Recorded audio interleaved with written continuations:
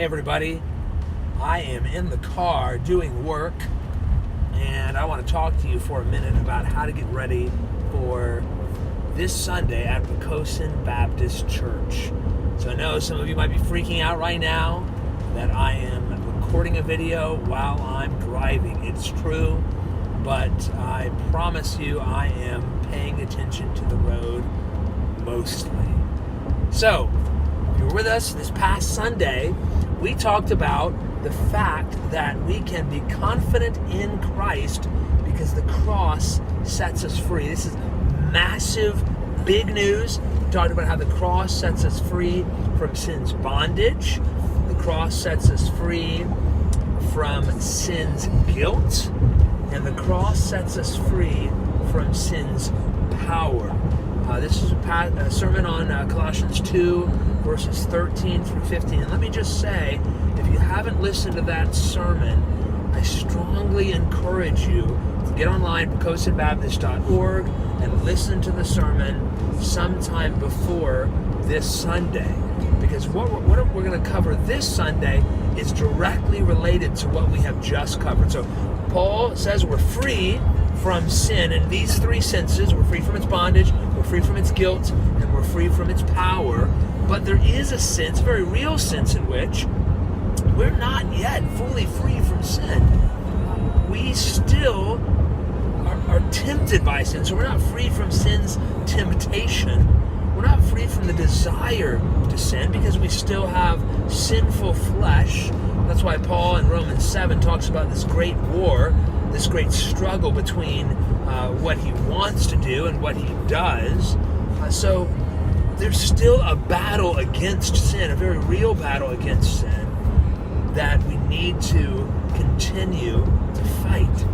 So Paul, in the next section of Colossians, beginning in verse 16 of chapter 2 through the end of the chapter, he's going to talk about three ways that the Colossian Christians are trying to fight sin that don't work.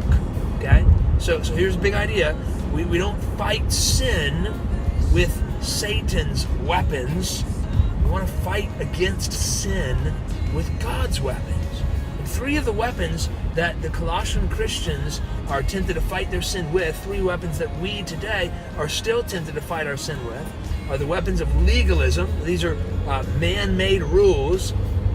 The weapons of mysticism. So this is chasing after feelings, experiences.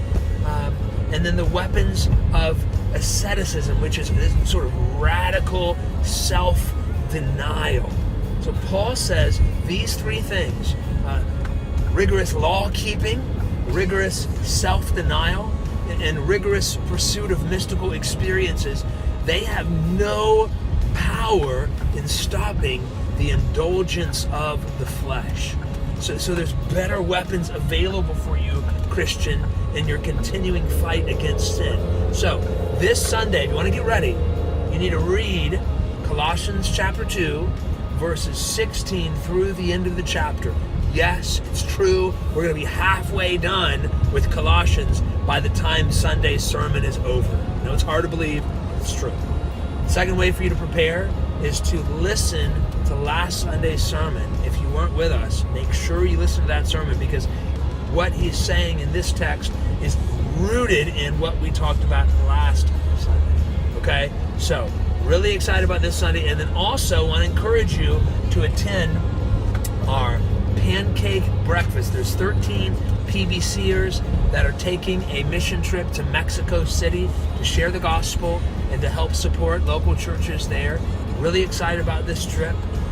And you can help be a part of sending us to go by supporting our pancake breakfast fundraiser. This Sunday, it starts at 8:45, and we hope that you will come and be a part of it. All right, God bless you. I'll see you Sunday.